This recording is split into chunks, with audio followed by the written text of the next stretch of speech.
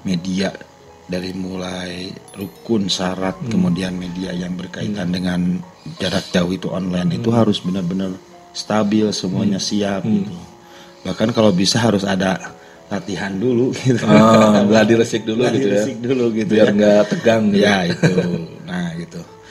Kemudian untuk pendapat yang kedua ini menetapkan hukum dengan prinsip lebih berhati-hati dalam masalah pernikahan karena berkaitan dengan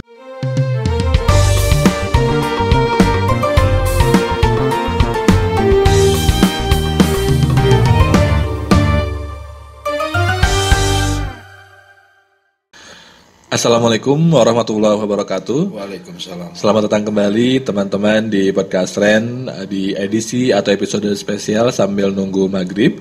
Seperti biasa saya ditemani oleh Ustadz Aceng Abdul Qodir akan menemani teman-teman semua menunggu datangnya waktu berbuka.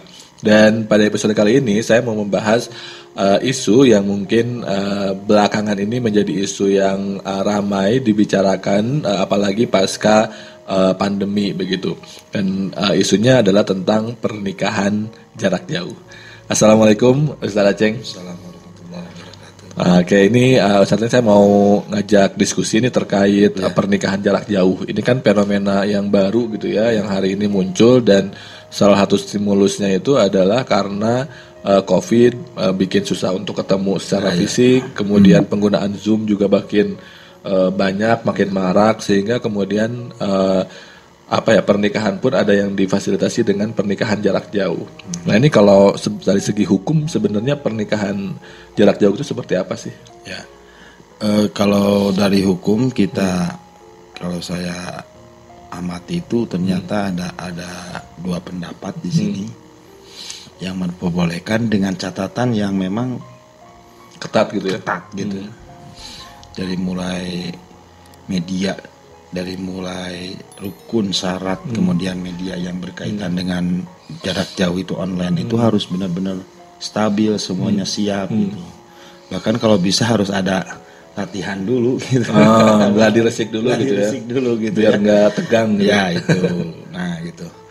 Kemudian untuk pendapat yang kedua ini menetapkan hukum dengan prinsip lebih berhati-hati dalam masalah pernikahan karena berkaitan dengan kehalalan perempuan.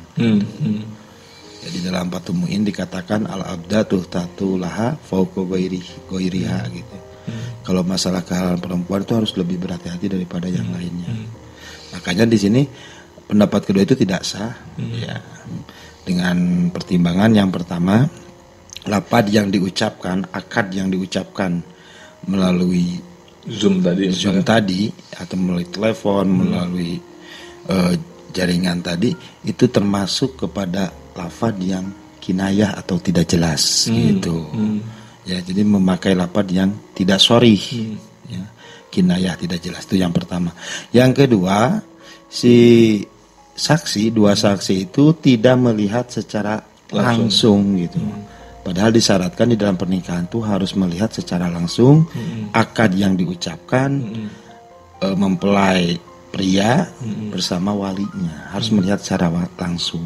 Itu menurut salah satu kitabnya Al-Habib Zain bin Smith, gitu, kitab kontemporer bahwa di dalam nikah itu harus disyaratkan menyaksikan langsung, tidak boleh offline, tidak boleh online gitu.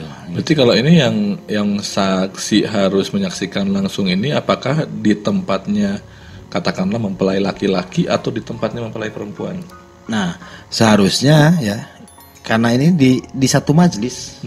Jadi laki-laki perempuan, laki-laki kemudian walinya perempuan itu harus satu majelis dan saksi pun ada di situ. Itu menurut pendapat yang berhati-hati ya. Harus menyaksikan satu, sehingga tidak sah kalau hanya menyaksikan lewat media gitu. Lewat Zoom dan sebagainya itu.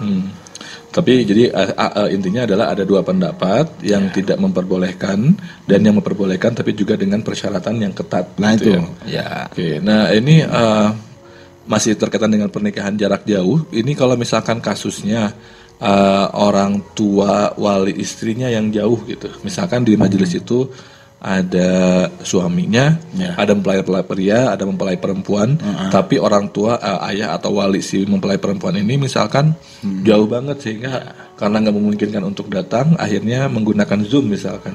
Itu gitu. Gimana? Ya berarti kita harus kalau sudah terjadi seperti itu harus mengikuti pendapat yang pertama tadi, yang membolehkan. Yang membolehkan itu ya dengan cara harus benar-benar memenuhi syarat-syarat falafah dan akad harus tidak terselang waktu, tidak terpisah oleh waktu antara angkah tukar dengan qabiltu, itu harus mutasil, tidak boleh munfasil. Terus yang kedua, ya memang kalau memang udah jauh gitu nggak bisa gitu ya boleh kalau menurut kalau tidak ada uzur gitu ya berarti ya, uzur gitu nggak apa-apa. Tapi kita menginjak kepada pendapat yang kedua berarti yang pertama gitu.